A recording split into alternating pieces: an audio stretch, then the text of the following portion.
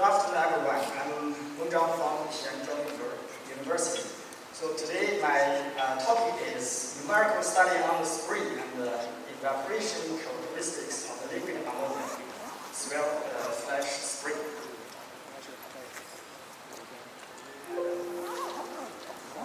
So the background is, firstly, this topic is mostly connected to the scientific problem, not the simulation techniques. So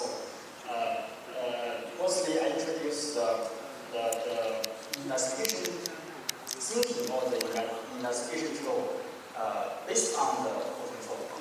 So based on the zero carbon concepts of the world.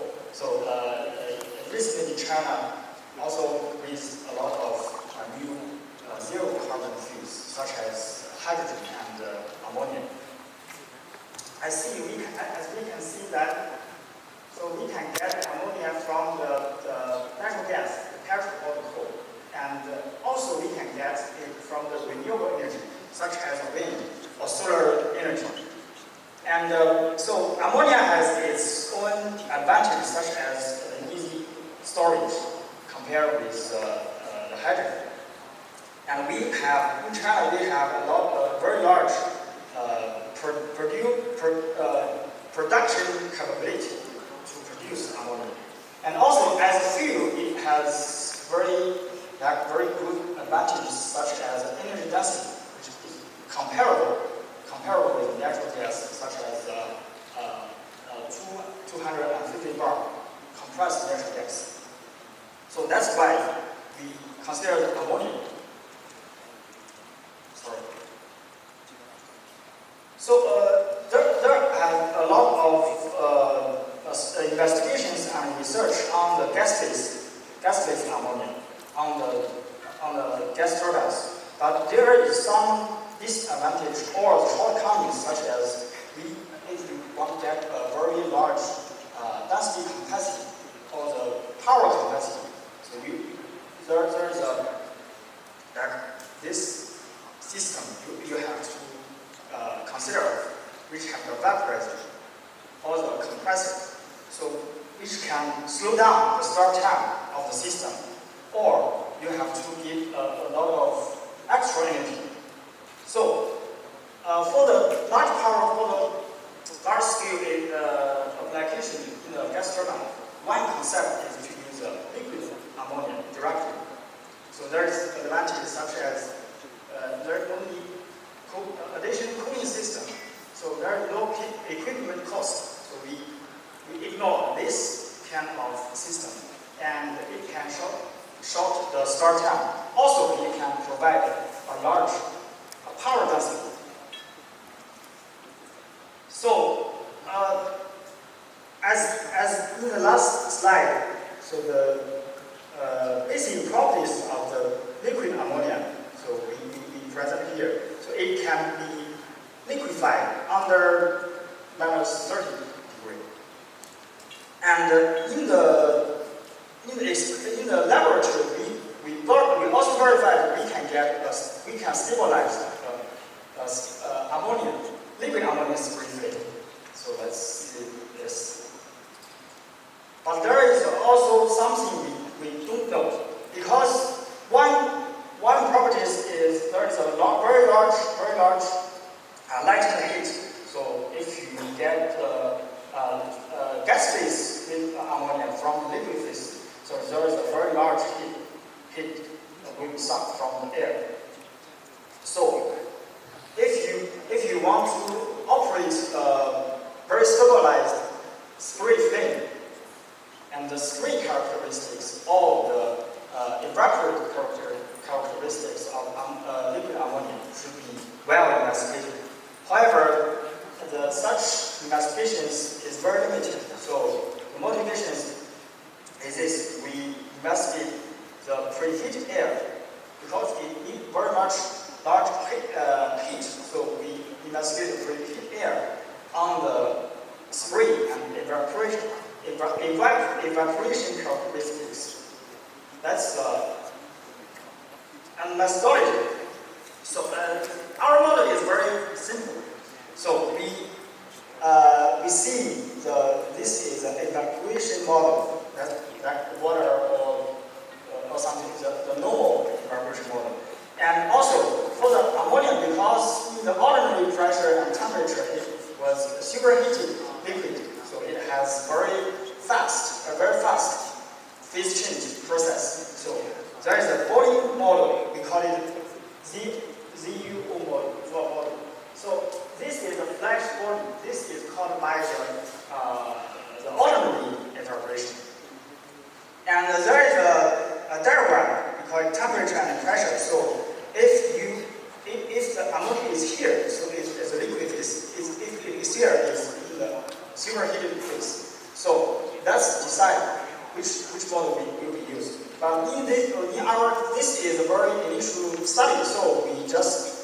present the alky model, which is account for the flash body effect. So we can see that we can get a very specific phase change, and the white bulb temperature. That's the liquid temperature when you evaporate from the liquid phase to the gas phase under a superheated condition. So this is the result. If we measure the temperature from the nodal to downstream location, we can see a very large temperature decrease. So this is the temperature from the research. We can see that we capture the behavior, but there is a temperature difference with about 25 Kelvin.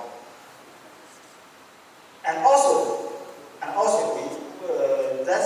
that will influence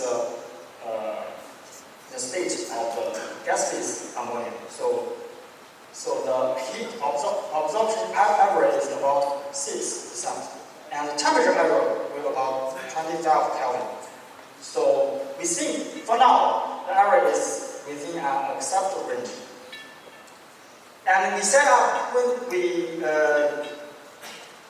we firstly do the investigation, we just want to study the air temperature influence on the evaporation characteristics on the spray.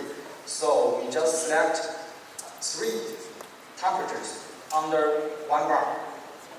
So the initial temperature is about 300 Kelvin, and the flow rate of the liquid ammonia is 1 G per second, and the preheated air is 300, 500, and 700.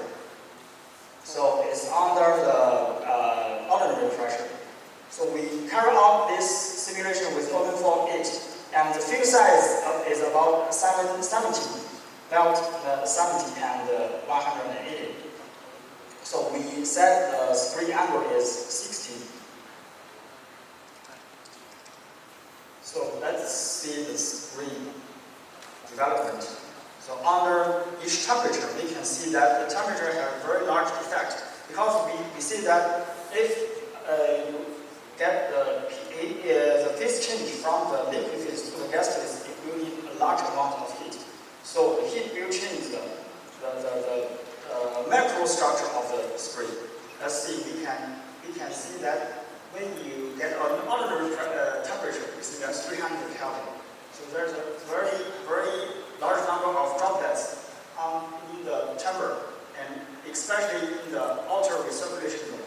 And if you increase the temperature to the 500 or 700, so the droplet in the outer recirculation zone disappears.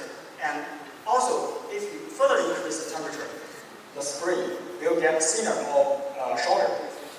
Also, we see that we plot the temperature profile, temperature isocontrols for different conditions. You can see the microstructure of the spray. Just like say, the spray tip penetration decreases with the increase of the temperature, and spray width is decreases. And the head of the maximum value also decreases. So we see that the temperature has a very large effect on the microstructure of the spray, but especially along each downstream location. But we can see that for the statistic data, for example, for the PDF distribution of the diameter, the droplet diameter, or the PDF it's mostly the PDF of the diameter. So for the whole combustion chamber, or along the downstream location, or at each position of the downstream location, it has a very little effect. So that means, even though when the temperature increases, even though the droplets number decreases, but the whole behavior or the whole PDF of the droplet doesn't change much. So next, it's very interesting about the liquid ammonia spray. So it's something different with the ordinary fuel, like inhabitant or the water. So when this is the distance from the nodal to the downstream. So if we just so the droplet just out of the nodal, the temperature will largely decrease to 240 Kelvin. So that will be the boiling point of the liquid ammonia. Why? Because it needs a large amount of heat. So the heat must come from the air or the liquid. Because the heat conductivity or the heat transfer, so the heat must come from the liquid. So the phase change, so the heat for the phase change comes from the existing liquid. So the droplet's temperature will largely decrease. It suddenly decreased from ordinary pressure, let's say 300 Kelvin to 240 Kelvin. So that's stage 1. This stage, we call it zone 1. That's the first flash boiling. So the heat absorption is larger than the air heating. And zone 2, the temperature will keep a relative flat value. So that we call it zone 2. It's low temperature. In this case, so the heat from because we have a large existing time, so the heat from air, from the preheated air and the existing liquid, maybe in the same, maybe have some balance. So the heat absorption needed from the phase change, which is approximately equal to the air heating. And for the zone 3, if you need a large distance from the downstream, so the droplet have a large time to evaporate. So the heating is larger than the heat absorption. So the temperature for the 700 Kelvin case will be increased. And so for the macro structure, we can see that the droplet temperature for the higher preheated air is increased at the edge of the spring. So that's the temperature along the distance, and we can get the same conclusion. And here we introduce the droplet age. So the droplet age is defined by it comes from the nodal, and for the one specific droplet, when we come from the nodal and completely disappear, we define this as a droplet age. So we can see that the droplet age is the PDF, so it's largely influenced by the preheated air. For example, for the 700 Kelvin, the average droplet age is 32 milliseconds. But for 50 Kelvin preheated air, so the average age is 70 milliseconds. And also we see that we have a very clear linear positive correlation between the droplet temperature and the droplet evaporation degree. Because this coordinate is here, so the evaporation degree is larger, so we call this the positive correlation. So one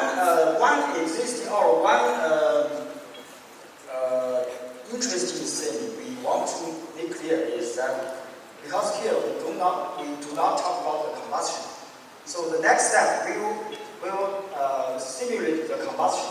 So before simulate combustion, we have to evaluate which condition is better for the combustion. So we introduce 2 parameters. First one is the equivalence ratio, local equivalence ratio, which is calculated by the gas-phase ammonia and air. And another one is local temperature. So we can see that. So the red is 700 Kelvin case, and the black is 500 Kelvin case. So this middle, we call it that it's suitable for combustion because here we define this equivalent ratio is from 0.7 to 1.3. It's around or it's within the stable range. So as low equivalent ratio, we can see that So the temperature, 700 Kelvin will have a very low possibility. And for the middle equivalence range, so in this range means that it's very suitable for combustion. So this is increasing with the temperature. Also, we see that the temperature for the local temperature also increases. That's the gaseous temperature.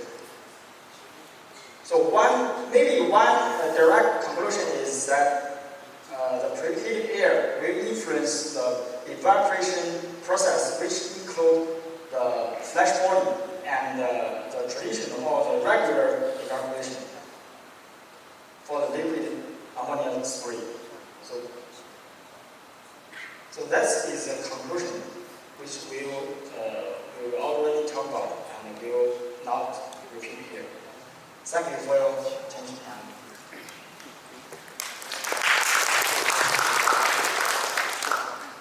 Thanks, Professor Zhang, for the very impressive presentation. Any questions or comments? Thank you for the next talk. This is Chongqing from Cost. Very interesting results.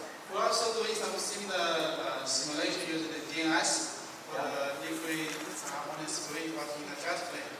In our study, we didn't detect so much liquid droplet flow. So in your case, did you have some explanation why the environmental temperature doesn't impact the droplet's diameter in the downstream? You mean this figure? Yeah, here. You see the previous one? Yeah. You see the temperature didn't impact on the droplet. Yes. So we see that the temperature has a very large effect on the microstructure. But this is the PDF. The PDF is the droplet diameter in this range divided by the whole droplet number. Even though the whole droplet number is decreased with the previous air. So that PDF doesn't change so much. So this is based on the measurement? This is based on the numerical